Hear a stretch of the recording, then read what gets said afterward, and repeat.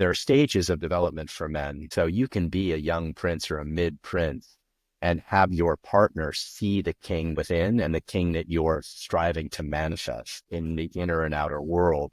And so just because he's not quite technically the king yet, doesn't have all the money, doesn't have all the success, doesn't have all the impact, doesn't know who he is totally yet, doesn't mean that that king within him isn't still a very powerful, active part of him. A good exercise to do is to just think about how you think about him or her most of the time. How do you talk to your friends or girlfriends about him or her when you're upset?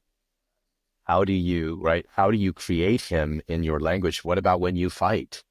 What do you say? Like, language creates reality. And so when you're creating him as an immature little, baby, right? And you've said that enough times, there's very little he can do that will make you see him differently because you've created him so strongly in that box. And it's about awareness. How do you want to experience him? I want to experience him as a conscious devotional king. Then you better call him that as many times a day as you could possibly imagine. You better call her that. I'll speak to the men too. You better call her your sexy devotional queen, if that's what you want to experience, right? Versus either to yourself or to her, him saying the opposite, because that's what you're going to manifest. Yeah, that's super potent. It's like you're creating that image and then you're creating the lens, and through that lens, you start to see them. And so even an action that they take that could be of the devotional king, if you're continuously feeding the idea that he's a little boy, is going to look like it's a little boy action. Welcome to It's Not What You Think, the podcast that takes you on a transformative journey to rewrite your story of greatness and reawaken your soul's purpose. I'm your host, Celine DaCosta, a subconscious mind expert, master coach, and believer in the limitless power and magic that lives within all of us. My intention in this podcast is to propel you into your next level of success so that you are free to create the life that your heart most desires.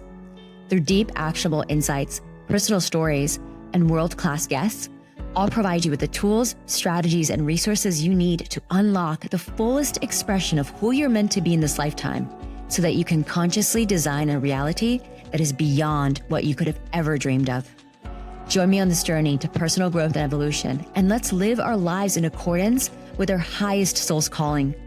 This podcast is your weekly check-in to help this path become more simple, obtainable, and fun. Thank you for tuning in today, and now let's dive in.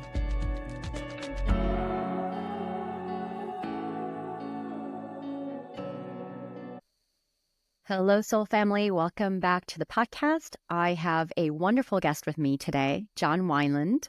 Hi, John. Welcome to the podcast. Thanks, Blaine. Good to be here. I'm so excited to have you because you are such a special human being, and today's episode is going to reveal just how special you are. So John is We'll see at the end if everybody no still pressure. feels that way. Yeah. No pressure, but here's the pressure. Yeah. So John is a masterful relationship coach, and I had the opportunity to meet him thanks to Burning Man. So earlier this year, I decided to go to Burning Man, and unbeknownst to me, John and I were in the same camp. And I remember I had this plan to pop by Austin before I went to Burning Man, and I asked my friend who's the leader of the camp, Gerald, and I said, "Hey, I'm thinking about going to Burning Man." And he said, Austin before Burning Man, he said, "I have the perfect person who could potentially host you." Immediately connected me to John. And the crazy thing is, like, this is how the universe works.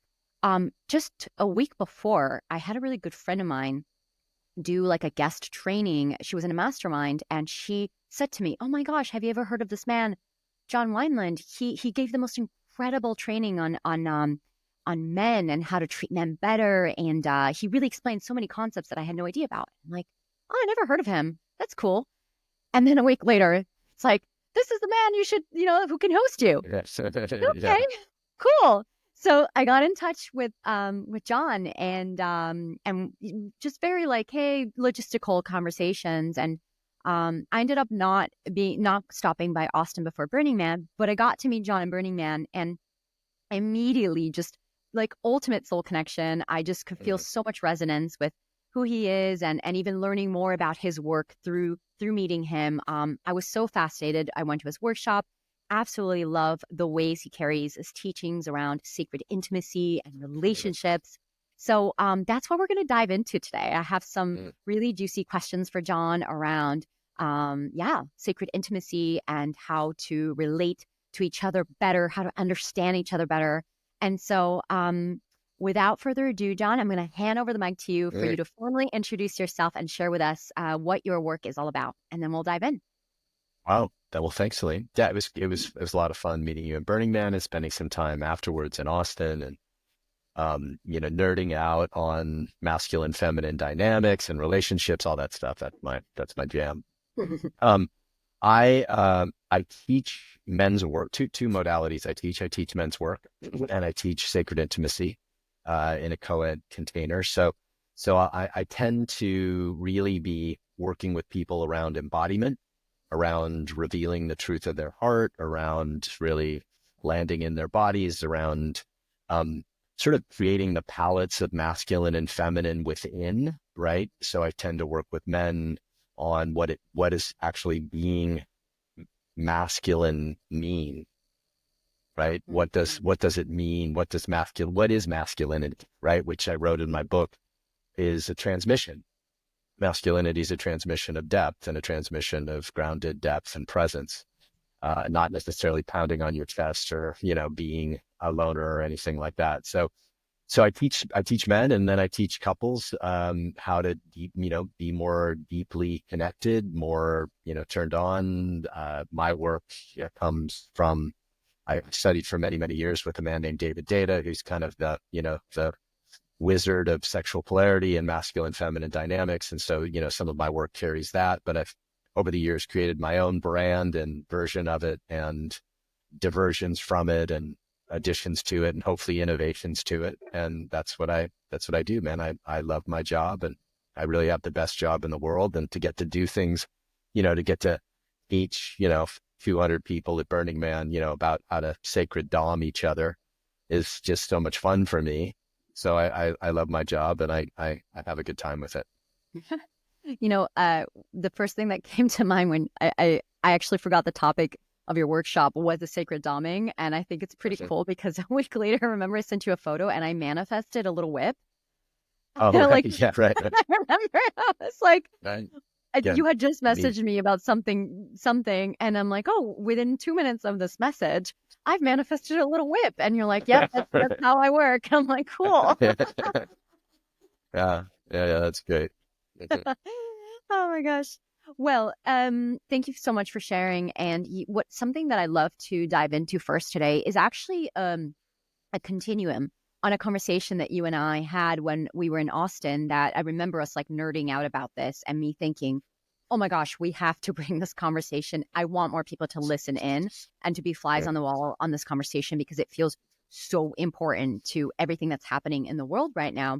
And I will like roughly summarize the conversation, but you're the one with the words in this topic, which was around, we were talking about how so many women in the world right now are coming online and basically awakening to their priestess energy, to really like the magic, who they are, the oracles. And I'll let you speak more into what that means. But they're awakening to this energy. And, there's a lot of, especially I've noticed in having been in a lot of like spiritual new age circles, having lived in Bali, Ibiza, which are like infamous for all these goddesses with like the long flowy dresses, like active, doing like their feminine embodiment work.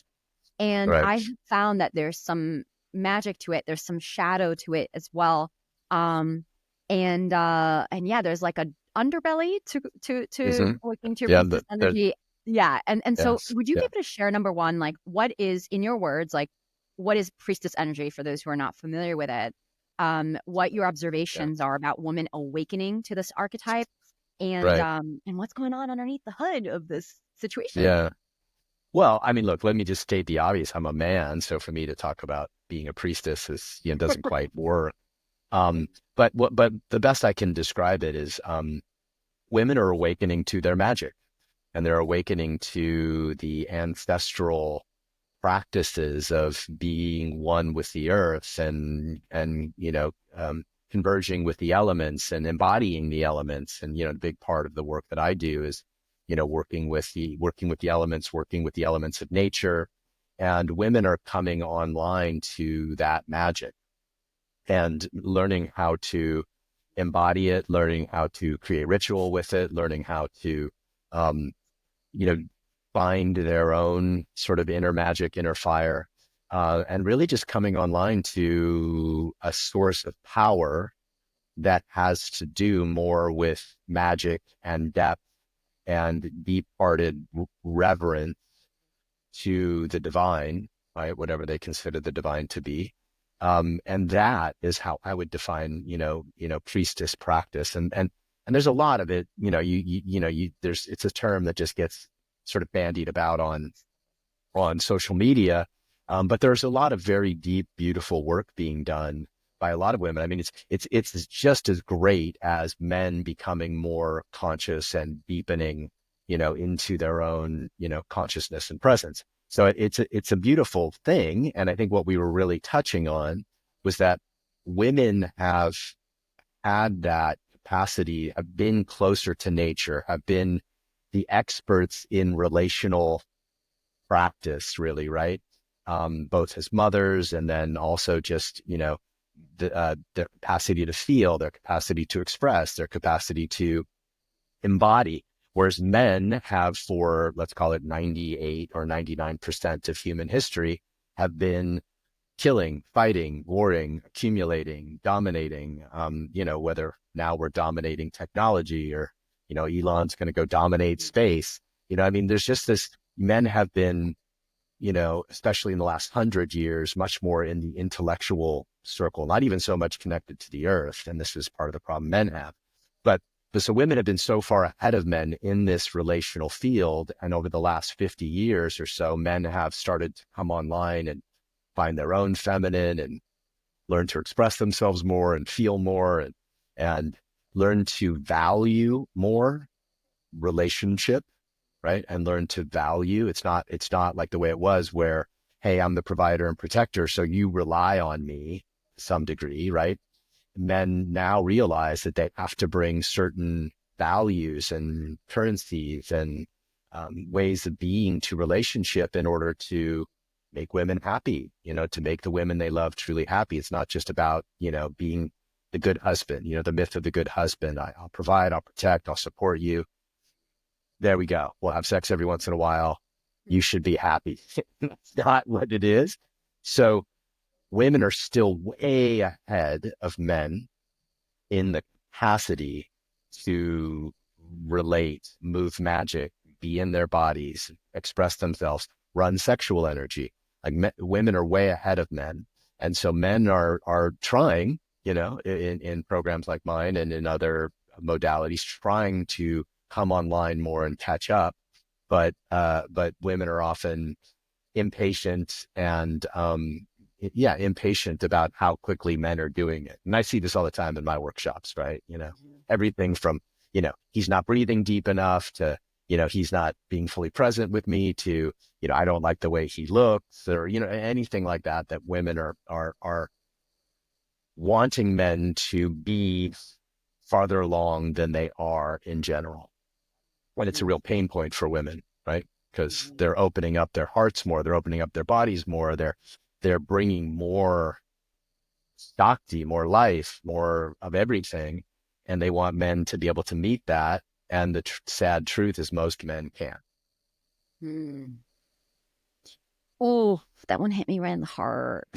Yeah. So let's get in there. Let's get in there because this one's like it's a sore point. So I'm really curious. There was something that you shared with me that really, really was just starkly stood out for me. You said something along the lines of, women are 100,000 years ahead, or 100. I don't forget if you said 100,000. About 100,000 years, yeah, 100,000 years, yeah, ahead than men, and I'm noticing there's this collective frustration that's coming through this anger. Yeah. What you said, like women are so impatient. And we'll unpack, like, I definitely want to unpack how we can be more patient with men and how we can treat them better. But before we go there, I also want to unpack, like, why is there this collective anger and this pain? Like, what is going on underneath, like, that's causing this in your Well, opinion? yeah. Well, listen, there's been, 100,000 years of women especially the last few thousand years under the church and the domination of the patriarchy and all that, women Yeah. being property, Mm. right? Women being property and women being killed for their magic and women being used for their sex and women being dominated by men, right? And so it's only 50 fucking years. That is nothing. Mhm. Or 60 years if you want to, you want to go back to the late 60s, early 70s when women started to like want to be equal in terms of in the workplace and those kinds of things, right? So anyway, women, I mean, shit, they just got the vote in the US in the, 100 years ago. So Mhm. there's a lot of reasons to be pissed, right? But most of those things are now resolving themselves, like in terms of women now under 30 make more than men under 30. Women under 40 make just about the same amount, and in a few years will make more than men under 40. Right? It's really starting to shift in your generation and hopefully the generations to come, and it's a good thing. But this so this legitimate anger of like, hey, we've got all this um, pain that we've collectively carried about being property, about being raped, about being used, about being all of these things, right? That is getting commingled with um, father wounds, mainly father wounds, some men and wounds from men, in relationships. And then it's being channeled through this. So on the surface, you have the priestess energy, let's call it, right? Just sort of getting into the magic, even calling a priestess energy feels a little disrespectful. It's more around finding their magic and finding their power and their sovereignty, and that's all beautiful, but there's this sort of underworld of unprocessed anger. Some of it's collective and some of it's quite personal, like you and I talked about your father's story, right? and Mhm. and this we don't have the choice of what happens between, let's say, 0 and 7 or 0 and 10 or Mhm. fuck 0 and 15, right? We don't really have a choice. And so these unprocessed father wounds are now getting combined with three things, right? Hey, we're working really hard to be the magic, to really be the magic of the feminine. B, there's been 100,000 years of abuse for the most part. I mean, there's some societies where matriarchal societies where women have been revered. Um, but for the most part, we've been abused and neglected for 100,000 years. And then third is men haven't shown up for me in my life. And that all of those wounds are still in many ways unconscious. So you have this kind of spiritual bypassing of practice, very deep, very beautiful, very powerful practice without really, you know, full ownership of their anger, right? So there's a ton of unowned anger. Owned anger is different. Owned anger is, has some awareness to it and can be worked with, right? Unowned anger uh, turns into wound dumping, turns into public shaming, turns into, castrating, turns into all kinds of, let's call it the dark feminine, right? There's aspects of the dark feminine that are quite cutting, and men feel it. And and on the other side, just to round out the dynamic, on the other side, men are trying.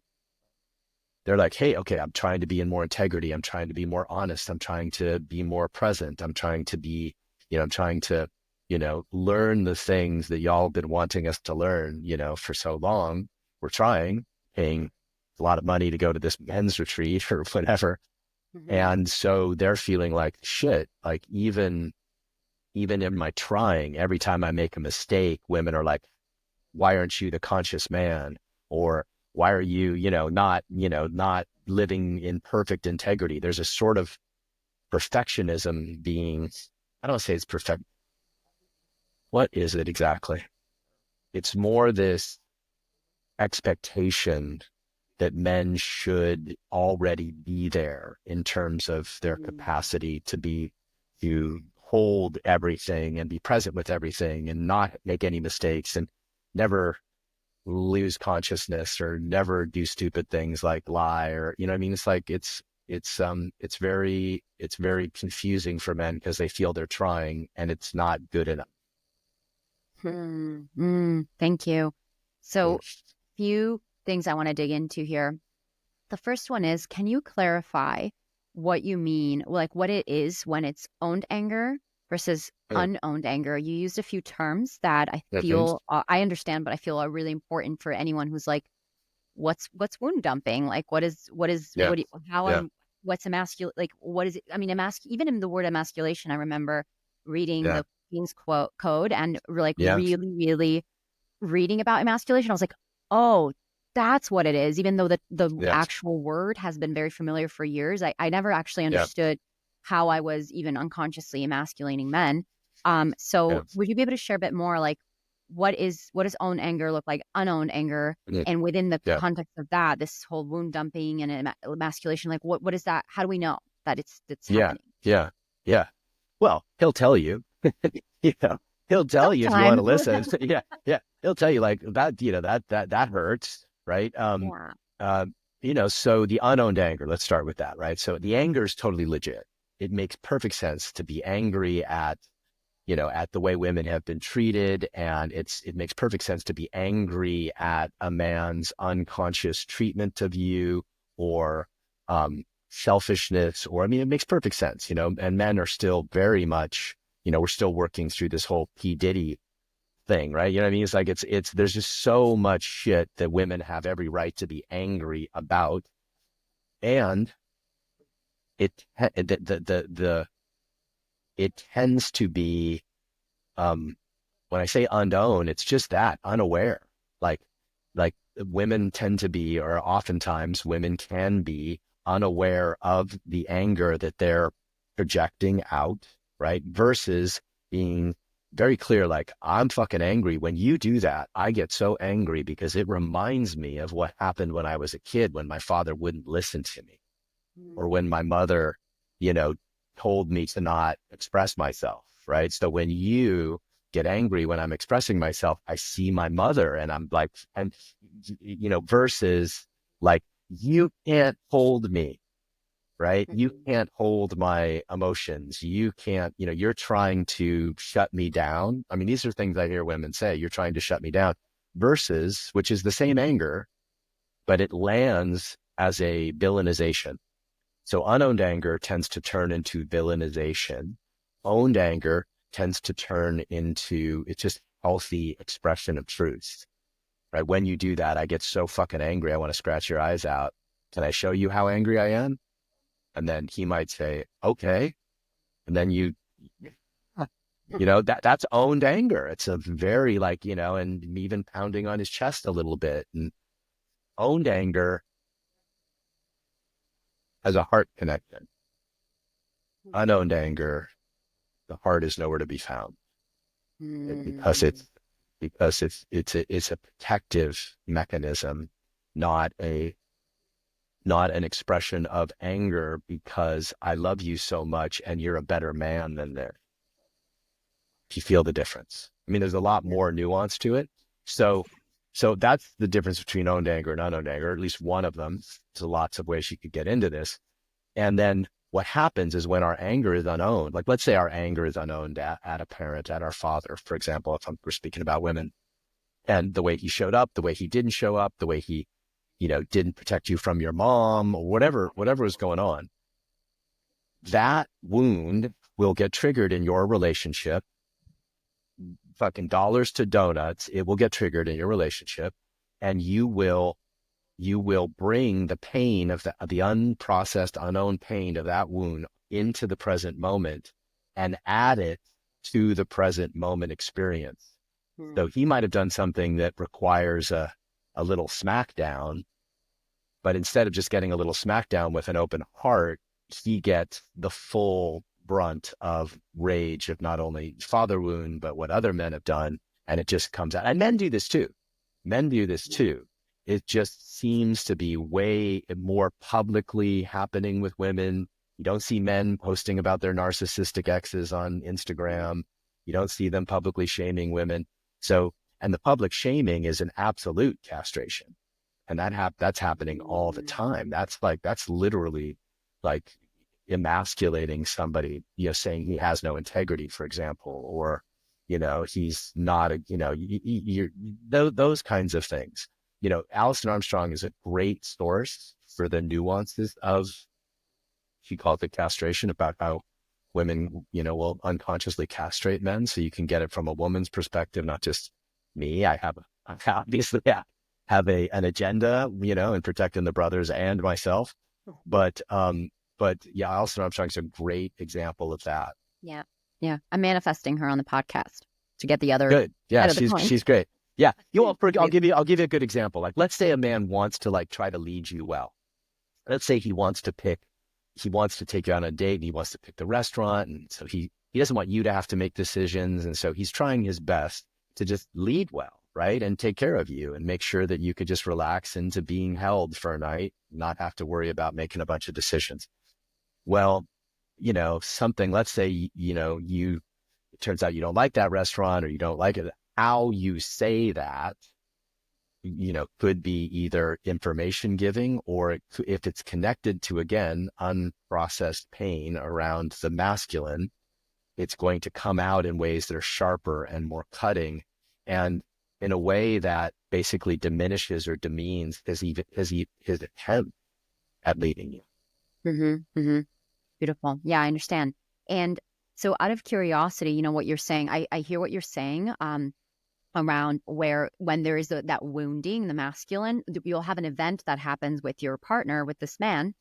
And basically, you'll take something that maybe was like a 4 out of 10 pissed off, and it'll turn into a 9 out of 10 pissed off because there's like 6 bonus with points. Lots of history involved. Yes, lots of history. Yeah. Basically, there's 4 points of I'm pissed off in the present moment. And then there's 5 points or 6. I can't do math. 5 points of this is all this stuff about all the times I was abandoned and all the times I was neglected, all the times I wasn't heard, that is now coming to the present for a resolution. Now that happens a lot. I know, which is fine if it's conscious. It happens. So that's what I want you to. I would love for you to let's pull on this thread, because I don't think everyone is clear, or I think it would be really beneficial to help someone understand. Okay, thing number 1 is I'm this level of pissed off, but actually there's a bunch of pissed off points that are coming from my past right now. But even if you have the wherewithal to be aware of that, as a woman, what do you do? How do you actually just name it? You just name them? Can you you just name it? Yeah, when you do that, I'm a little girl again. And I'm a little girl again, and my father's not following through. Let's say I said I'd be home at 6, I come home at 8 with no text. All of a sudden, and it's true, you literally are a little girl again. If that happened consistently when you were a kid, right? Dad didn't show up when he said, or he, didn't follow through to spend quality time with you. And so when I, for whatever reason, do the same thing, sure, it's inappropriate for me to show up 2 hours late, and you should tell me that that's not acceptable and you don't want that. But it could end there. But it won't often, because this unprocessed pain around this 0 to 7 time or 0 to 10 time is still living in your body. And this, again, happens for men too. So I don't want women to think men don't have to do this work as well.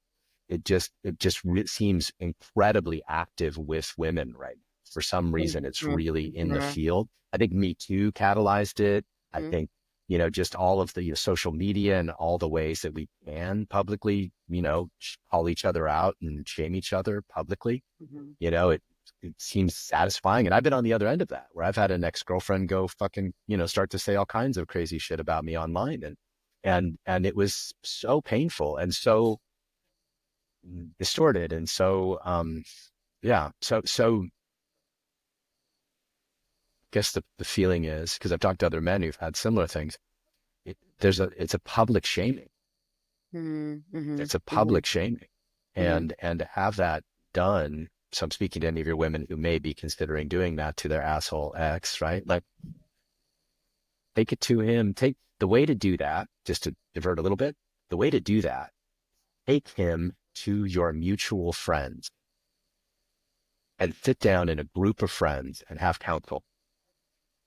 He's doing this, right? He's doing this and da da da da, because they're not emotionally, in the same soup that you guys are in. So that's a great way to work stuff out versus to cut or shame or punish. Alex talks a lot about punishing.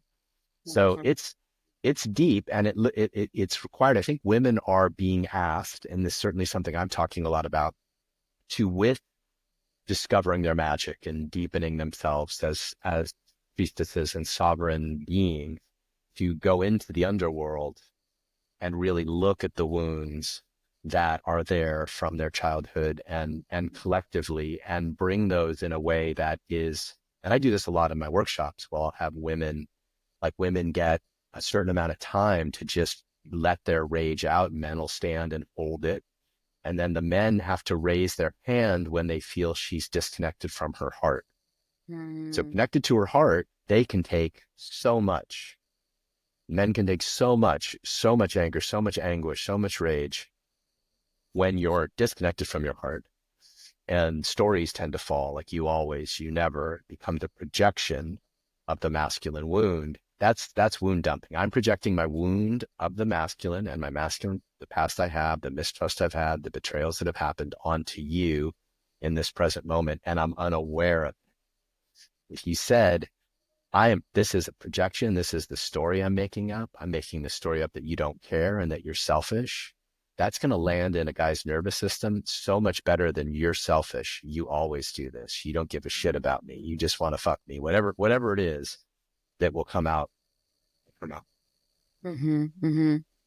Such a beautiful exercise. I love that, around like raise your hand if you feel you're disconnected from your heart. What I have found, as well in my work with coaching women and having, this, I don't do what you do, but we have the conversations in the business context. Oh, that's my partner's driving me crazy. Those conversations, and also Yeah. with my girlfriends. And what I've noticed is how hard it is to access that feminine heart when you're angry. It really is a practice to be able It's a to very be hard. connected to love and freaking, or enraged at the same time. Because traditionally, what happens is anger comes in, the heart shuts down. So, Yeah. noticing that in and of itself is a really important and challenging practice. And so, um, I'm wondering, how do you support either Let men me and let me say women? a little more about that. Let Yeah, me say a yeah, I little would more love about that. that. I'm asking women, and this is different from what David Data taught women, right? Which is to just express fully express what's happening, in the moment, right? I'm actually asking women to develop their masculine capacity of awareness Hmm. alongside their capacity to be the fully expressed priestess. Ooh. Just like women Ooh. have been asking men, just like women have been asking men to get more into their hearts, to feel more, to be more sensitive, right? That's a fair thing to get more, like, connect to your feminine, brother. Right? You guys have been asking us for the last 50 years to do this, and we are, right? Now I'm asking women, and I think there's other women asking women, like, okay, like, this is your masculine. Your masculine is aware that this is going to happen. This is happening. You're not just surrendering into the feeling that you want to express um, full throttle, right? You want to express full throttle, which occurs to many men like a fire hose, and you're aware. Oh, I'm starting to get enraged. Like, you're so pissing me off right now. Just that. And just feeling like, just feel the weight of your heart while you're saying, I want to fucking scratch your eyes out. I want to cut your knees out. I want to call you all kinds of horrible names. I want, like, just doing that is so, what's the word I would put? Soothing to a Hmm. masculine nervous system. Soothing to a Mhm. masculine nervous system. And because he's like, okay, she's angry. I know she's angry, but I can feel her owning it. How can I help her express this? Is it okay? Why don't I just like, okay, my love, takes 30 seconds, no name calling, and just say fuck you to me. Like, keep your heart open and just say fuck you, fuck you. Just but hold your, just feel your heart. It is a yogic practice, and I'm making it sound easy. And you're absolutely right. It's very hard as humans, based on how deep our trauma is, to connect to our heart when someone's poking at our trauma. Very, probably the deepest spiritual practice, faith in humanity right now. I mean, there's worse ones, people getting killed and stuff like that. But for our group, for our people. Yeah. I mean, that's honestly, and from speaking from personal experience as well, I have found that has been one of the hardest things for me to really be able to wrap myself around, is how can I be angry and keep my heart open? How can I allow both to be there at the same time? And it requires this expansion of capacity and, the window of tolerance, or the window of presence. It's like how it is literally like an emotional capacity and intelligence skill to be able to expand our ability to be with anger and still be in that field of love. And to elaborate more on or that, just being wide as so think about the difference between, this is something I teach women all the time. So to be wide as anger, like if you feel the difference between and right? One is like a projection onto you and into you. The other is, I'm opening as anger. I'm feeling wide. Even if I can't feel my heart, I'm feeling the walls and my anger. I'm feeling the cosmos and my anger. I'm feeling like I'm allowing my anger to have some spaciousness, which again is masculine practice, to bring some spaciousness in my consciousness and in my body around the anger that's there, not to diminish it, not to deny it, but to just create a little bit of spaciousness or container. And that's just compassionate humaning. Forget men and women. That's just compassionate humaning, like as men too, like to just dump our anger without any space around it. That's also abuse. I mean, it's abuse. Dumping anger unconsciously is a form of abuse for all humans. Yeah, I remember you said something at your workshop that really stuck with me. You said, power without love is abuse. Did I quote you correctly? Yeah, It that's was exactly what really I said. Yeah. impactful. Yeah, thank you. Yeah. And I'm really curious to poke into what you were sharing before around women's impatience with men, and what you were saying that they're really trying, and women are, generally speaking, have been impatient with that. So what I'm curious about, and I know that there's going to be many women that are like, yes, I relate when I share this, is, you've shared with us that women are 100,000 years ahead, and we know that, like, in the spirituality conscious, like, there's, you go to the tantra workshop, it's like 80% women. Like, we know that this is happening. Yeah. And so what I have found is a common phenomenon that I love your insights on, is when there is actually a gap in, I'm just going to say it like bluntly, and then in consciousness between there's a woman and there's a man, and they're into each other, but there is a gap in consciousness. And it can translate as literally like, the woman has conscious communication skills, or she's like, the way I feel and what I need and my request is, and she's using the tools, and the dude's like, I'm getting defensive and angry and stonewalling. And what I've noticed so many times is these like women that are really struggling with getting met by the consciousness of this man, and the impatience of, why don't you have the skills? Or like, I want to be met and I'm not being met. And I'm super curious about this, John, because on one hand, I understand the formula of like, you need to be more patient. We got to work together. On the other hand, though, like, where is that line of, it's just we're on a different frequency? And I see you smiling, so I know you've had some experience with this. I'm just, can you help us unpack, like, even to the woman or man who's listening to this, that's like, do I just am I not meant to be with this person because there's too much of a gap in consciousness? And how big is too big? And where's my patience end? And like, this is too big of a void begin. So Yeah. can you demystify Okay. this for us? Hello, soul family. I hope you're loving this episode so far.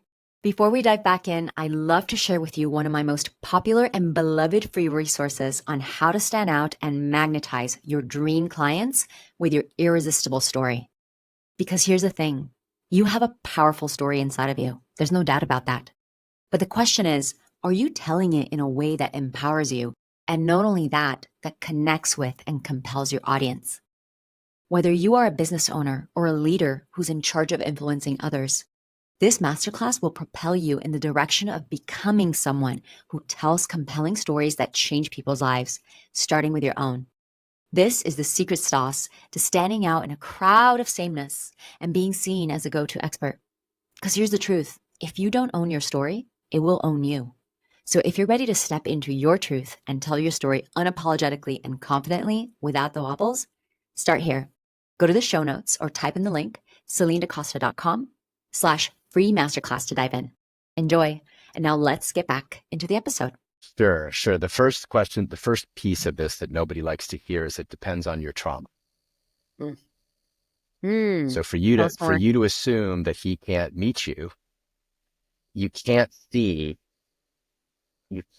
beyond your own trauma to know that. Ooh. Most Whoa. you can't see. I mean, therapists have known this and relational therapists have been studying this for years, right? But just to use your example, right? So if you are trying to use conscious communication, when you do this, I feel this, I want to do this, I think this, I feel. The classic one is when you do X, I think, and you just narrate everything you think. I think you're an asshole. I think you're, I think you don't love me. I think you're selfish. I feel heartbroken. I feel sad. I think you go back. I think this is what my dad did too.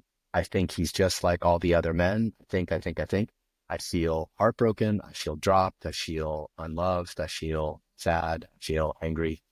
And then I want to yell, scream, scratch your eyes out, leave, find another partner, right, who can meet me. So let's say you do that for a period of time and your partner does not respond to that, gets defensive, you can have the conversation of, for me to trust you with my heart moving forward in this relationship, I would need you to hear me out without defense or interruption. I would need you to be able to reflect back to me, to validate my feelings. I would need you to put yourself in my shoes and empathize with my feelings. I would need you to want to hear me fully. And you have that conversation, and then you continue to try in your best practice to keep your heart open and share your truth and da-da-da-da. And if he can't meet you, you leave. What I see a lot of women do is they'll stay and just continue to whack him, ask him to do something that he can't do, right? Because their parents stayed together. Back to depends on your level of trauma, because their parents stayed together and that's how their parents related. Or because, if I keep asking in different ways and different things, then maybe he'll change. It's another trauma of codependence, right? So it's impossible you have to be in touch with your trauma enough, not to live there, but to just be aware of it, to know that it's coloring how you're seeing the person in front of you. And part of being aware is to acknowledge, this is my fucking wound. You not coming back when you said you were going to come back, it just triggers all my abandonment wounds. And I just get so sad. And and I wonder if you love me. And you feel it. But you've now brought awareness into it, and you've just elevated the conversation by revealing the deeper issue. And then you've brought your trauma out into the light, and you're not blinded by it. You're not, it's not a blind spot anymore. It's now something that's an ally in the conversation versus this shadow that's kind of nipping at both of your heels and undermining the connection that you're trying to restore. Mm. What I really love about what you're sharing is what I'm hearing is that on our end as women, and I'm speaking into this because I'm a woman, but I feel like equally Yeah. this applies And like for men as men well. need I'm this not too. just Yes, saying yes, like, they yeah, do. men need this Yeah. too, but I'm speaking Yes, into they it do. because of my experience. Yes. Yes. Is that, so long as I was a woman, am showing up and I am asking for what I need and I am owning my anger. Like my responsibility is own my anger, be aware of my trauma, ask for what I need and, repeat that, make that request if he's being defensive, if he's being angry, if he's shutting down. But I show up and, I actually think about something that one of my mentors told me. Like she said, you show up as the version of you you'd be proud of. No, don't doesn't matter what he does. Like you show up as that version of you and he does what he does, right? And what I'm hearing is as long as we're showing up in that way, then we get to make the request and we get to bring it to light. And then there's a line, there's, I guess a confine in Spanish, it's like a boundary, you could say, Yeah. is Yeah. where you've asked for it and he's not responding or there's no change in that behavior. And that's the line where it's like, well, I go because this is not Yeah. something going to be provided for. But Let me, before that is allowing the asking. Is yes. that what you Yes. mean? Let me simplify it. Because this is a big thing I talk with women about all the time. So you have need, right? And let's go to the surface level, right? So you have needs. I need you to follow through on your word. I need you to listen to me without getting defensive and invalidating my feelings. I need you to validate my feelings is the same thing as saying, don't gaslight me, right? I need you to validate my experience, right? So those are needs. I'm going to need those things. I need those things in a relationship. Like the need to repair is huge for me in relationship. The need to, so I need those things too. So you tell your partner what you need, and then you ask, do you want to meet those needs? And most of the time they're going to say yes. Sometimes they'll say, they might give some things. Well, I want to, validate your experience, but I would need you to, not scream at the top of your lungs or call me an asshole or whatever. So you have this conversation about, do you want to meet my needs? Usually the answer is yes. Then the next few months, can they meet your needs? Can they meet your needs? If you bring your best practice, if you bring the best version of yourself, if you bring, your open-heartedness and your truth and you bring your needs, can they meet your needs? That usually gets answered in 3 to 6 months, right? Maybe longer if it's a long-term relationship, might be years, a year or two, but they're trying and they're making progress and you can see that they're making progress. And this goes to the conversation, the way we started the conversation, like women are asking men to meet their needs and men are actually making incremental progress. They're more present, they're more communicative, they're more feeling. But the progress, you give him the grace of progress. And then in the end, after 6 months or 8 months, you'll realize like, man, like I'm actually asking him to dance on a broken leg. But you've done your work and like, oh, I've been asking him to do something he can't do. That's different. That's a different orientation than he doesn't want to meet my needs. He doesn't love me. He's selfish. He can't do it. So what you're speaking into is so sad. And I think this is where a lot of women just keep dragging on, or what you're saying, they keep staying in the relationship is so sad. I can even think of the top of mind so many stories already, like Yeah. immediately of all the men Yeah. who can't, and then the women keep Yeah. hoping they will. Yes. And I'm really curious about your insights on, because I love what you're saying. Like you show up as a woman, like this is what I need.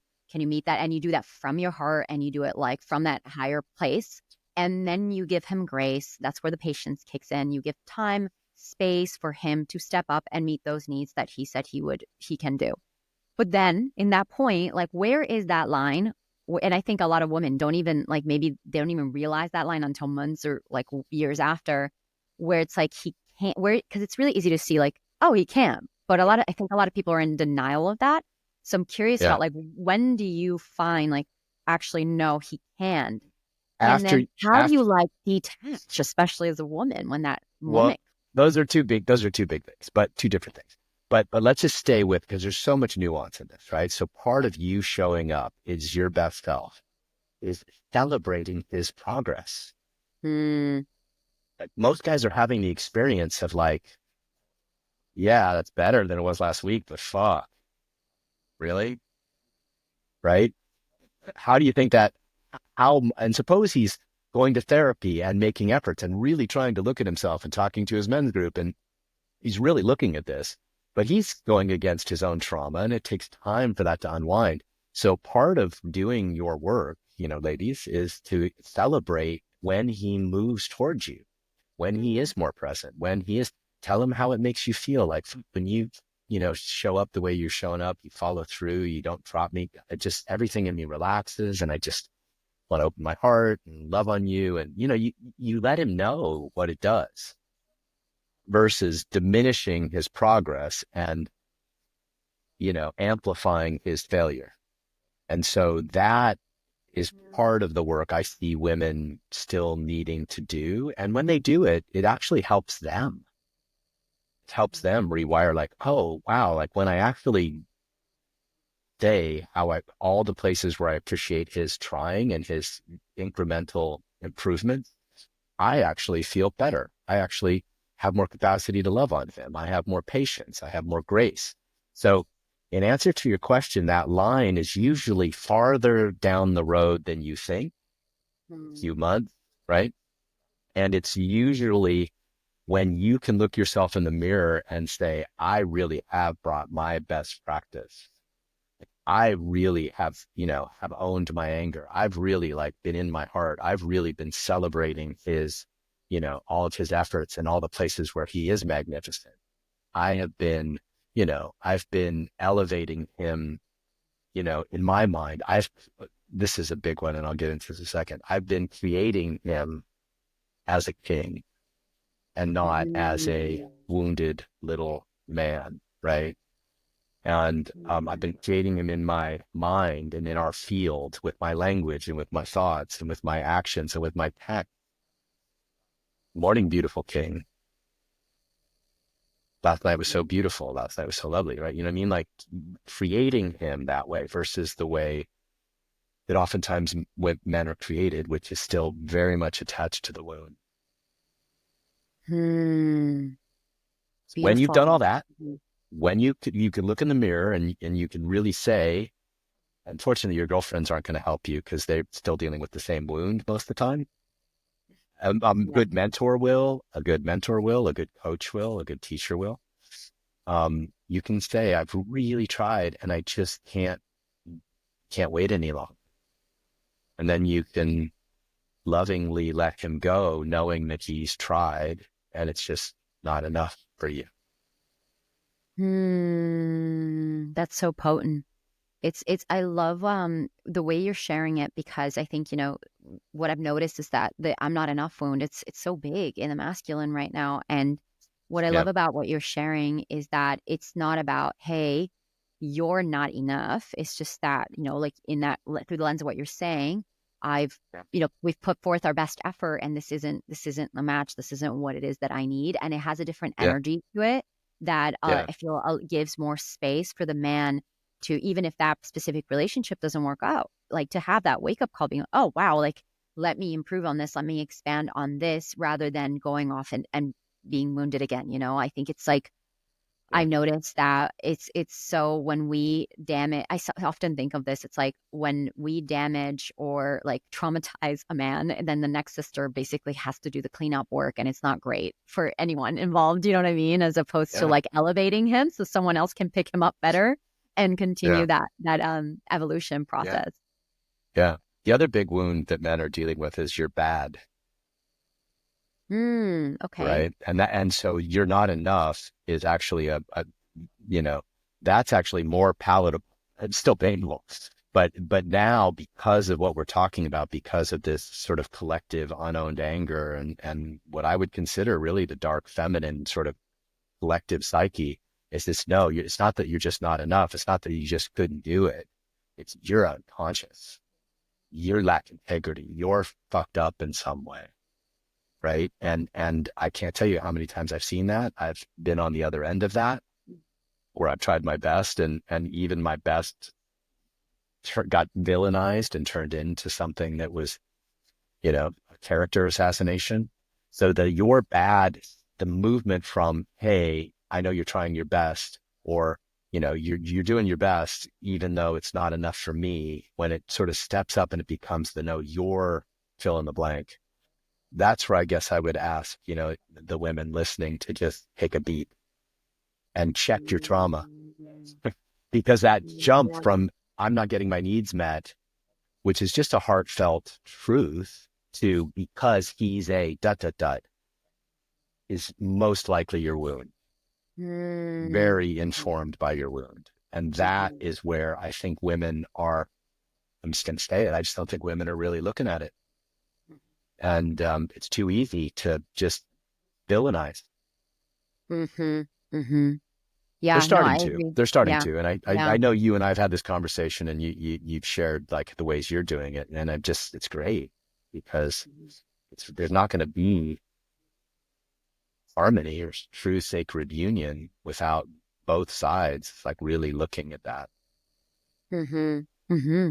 Well, on on that note, in terms of creating a king, would you be Yes. able to share more for a woman who is willing to look at her stuff? She is willing to check her Yeah. trauma, as you said. She is willing to go through these practices of everything we've outlined around really like asking for what you need and giving that Yes. grace period. And then if it doesn't work out, to do so in a way that isn't about him not being enough, but it's really about you not wanting to wait.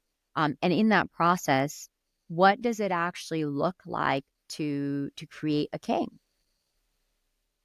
Okay. So I think I love that question. Thank you for that question. And I think that it's also important that women understand the various stages. And again, I would take you to Alison Armstrong, who does this beautiful thing on the development of men.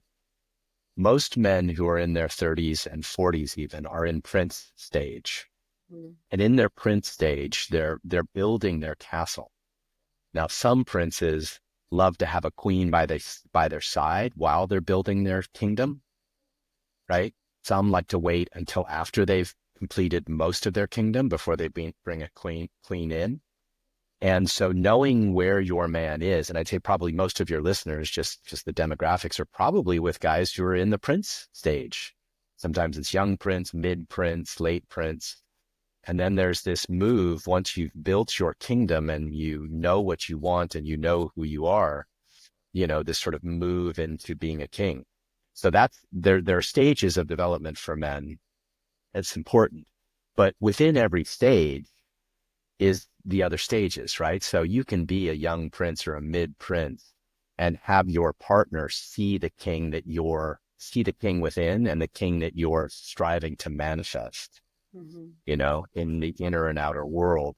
And so just because he's not quite technically the king yet, doesn't have all the money, doesn't have all the success, doesn't have all the impact, doesn't know who he is totally yet, doesn't mean that that king within him isn't still a very powerful, active part of him. So when you create him this way, a good exercise to do is to just think about how you think about him or her most of the time. How do you talk to your friends or girlfriends about him or her when you're upset? How do you create him in your language? What about when you fight? What do you say? Like, language creates reality. And so when you're creating him as an immature little, baby, right? And you've said that enough times, there's very little he can do that will make you see him differently, because you've created him so strongly in that box. And so again, it's about awareness. Stefanos and I just did a podcast on this. On my podcast, there's a lot. We're talking about what men crave emotionally, and we get into it. There's two other guys. If you want more, you can get into it there. But creating him from a place of, war, just calling him warrior, calling him, king, calling him, you pick how you want to create him. How do you want to experience him? I want to experience him as a conscious devotional king.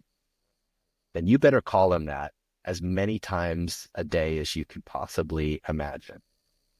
Right. You better call her that. I'll speak to the men too. You better call her your sexy devotional queen. Right. If that's what you want to experience. Mm-hmm. Right. Mm-hmm. Versus either to yourself or to her and saying the opposite, because that's what you're going to manifest. Yeah, that's super potent. It's like you're creating that image and then you're creating the lens, and through that lens you start to see them. And so even an action that they take that could be of the devotional king, if you're continuously feeding the idea that he's a little boy, is going to look like it's a little boy action. So this is Yeah. super potent. And a curious poke here around this topic, which is that, and I know this is also happens, this is a strength of women, is that we can hold this beautiful vision for this Right. man, and we can see like, this is the man that I can see that you can be, like, this is your Right. potential. I think so many Yeah. we women, we have the gift of really seeing the king when we want to, and seeing the potential and Yeah. seeing the big vision. And Yeah. this is also where I've noticed a lot of women get stuck, because they're like, oh my God, but I see he has so much potential. Like, Yeah. he's all these things, but then, on a soul level, we can see the oracular natures, we can see all that he is and can be, but on a 3D level, he's not Yeah. actually measuring up to that, to his own potential. Yeah.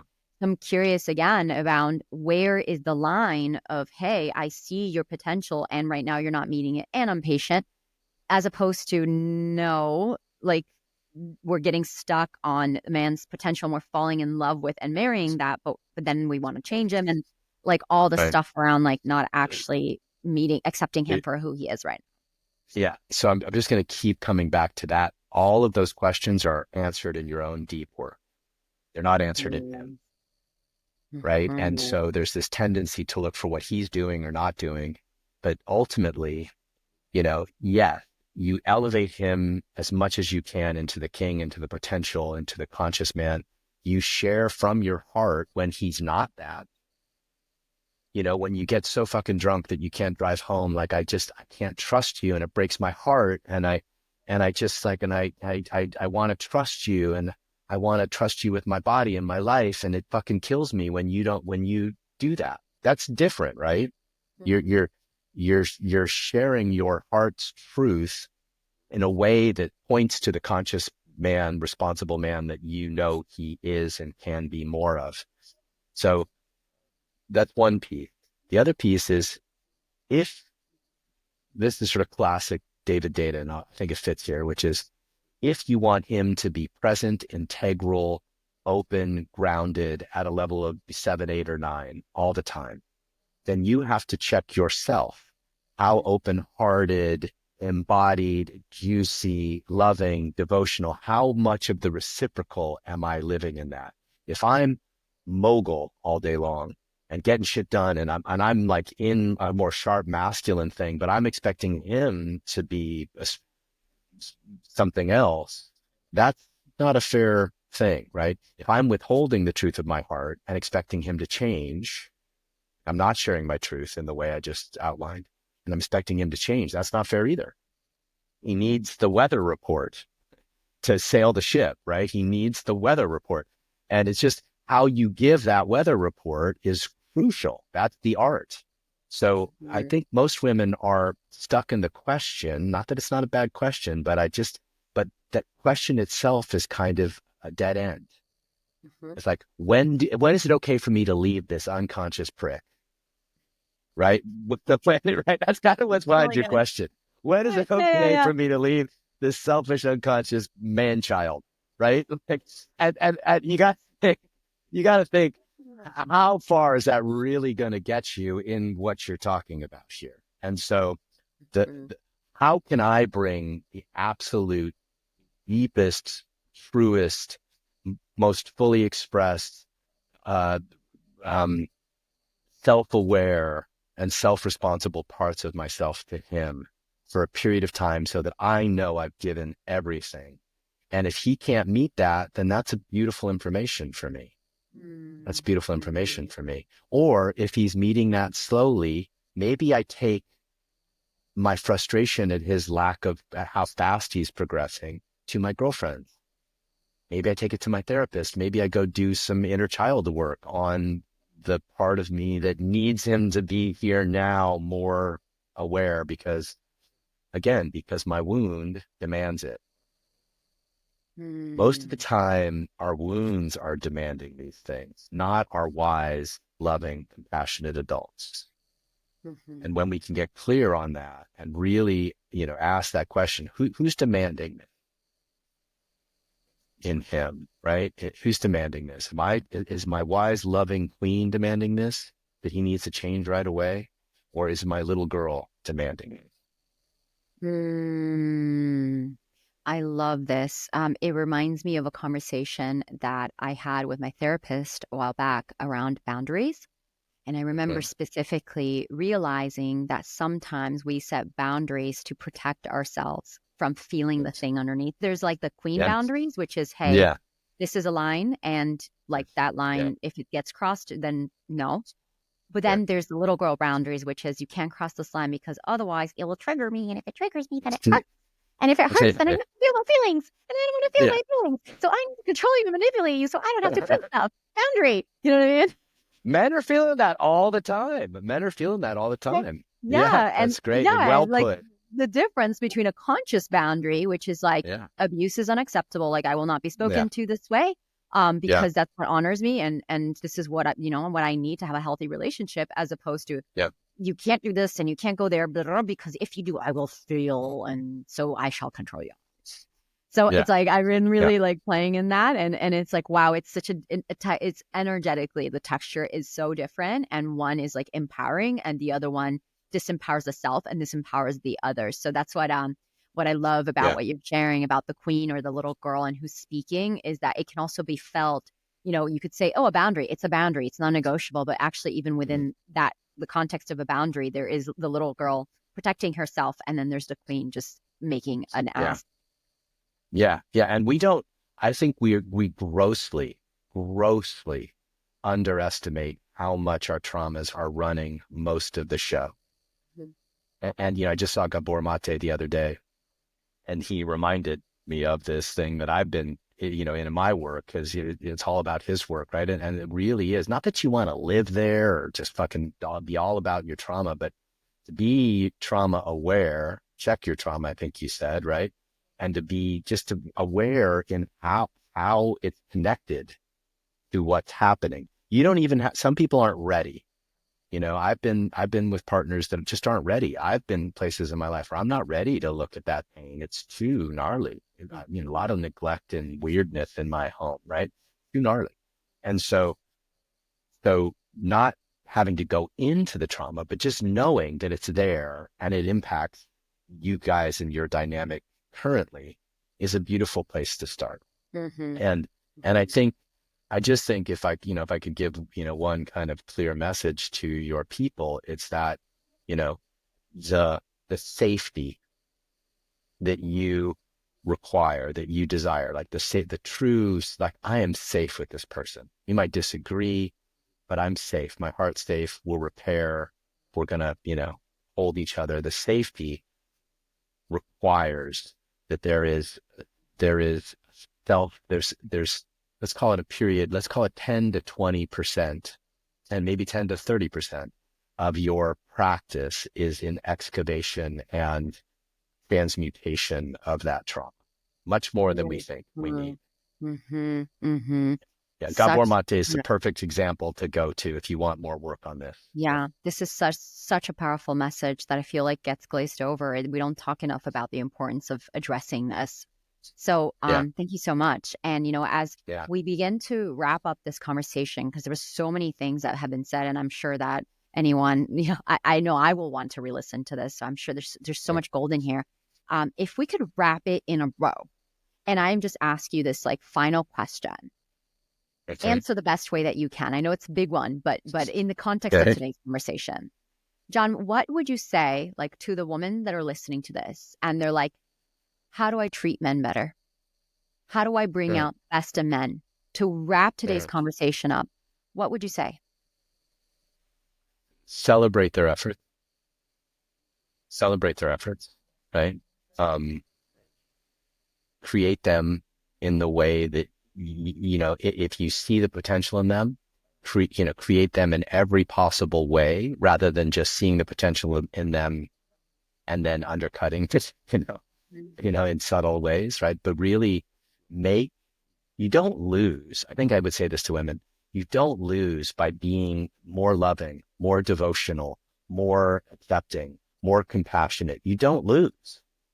You might not stay with the person. They might not be able to meet you, but you actually expand. You win by loving more, by apologizing first, by being so open to repair, by checking your own pathologies. Like, what are you bringing to the table, right? Like, being aware of that. So treating men better, is a combination of all of these things, while, to go back to the priestess thing, while letting him feel the full magnification of your power. Like, you are the temple of everything. Woman is the temple of everything. Right? And so all of it is very potent, very powerful, more powerful than you know. And it doesn't need to shed the protections that you've constructed. It's actually more powerful with those defenses shed. Mm-hmm. I love that. It keeps reminding me of what I shared before, of what my mentor taught me, that just always comes back in, not just in intimacy, but in life and business, is show up as the woman you admire. Let people do what they're going to do, but you show up as the person that you're proud of, and you can't go wrong from there. So I really love that. Beautiful, beautiful. I loved this conversation. I know we can go on forever. Like, I just love hearing you talk about these things. It's like a kink of mine. I'm like, tell me more. Like, nerd out about it. But for the sake of today's episode, and then we're gonna end here. So John, thank you so much for this absolutely just brilliant information. I know both men and women are going to be riveted from receiving this. And again, this is why when we were sitting at that restaurant, I'm like, we got to talk about this, because I want more people to be a fly on the wall. So before I let you go, can you share with us where we can find you? And I'll also pop it in the show notes. And I know you've written a book that a couple men have read and have told me is incredible. So share more about your book, where we can find you, and anything else. Okay. JohnWineland.com.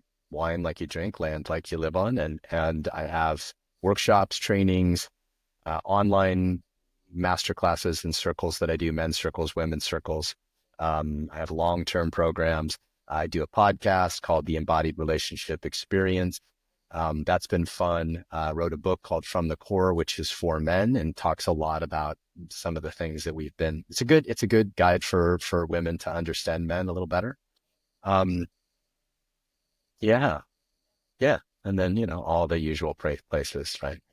Instagram. And it will all be linked in the show notes. Beautiful. And those of you listening, if there's something that really caught you when we were speaking, screenshot this episode and tag me and John. Let us know what you loved about it. We would love to hear from you.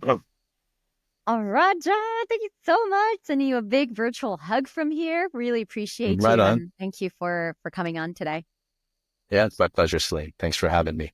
Thank you. Until next time. Thank you, beautiful humans, for tuning in to today's episode of It's Not What You Think. If you loved what you received today, make sure to subscribe so that you don't miss out on future episodes, and leave us a review on Apple Podcasts, as it helps us reach even more amazing listeners like you.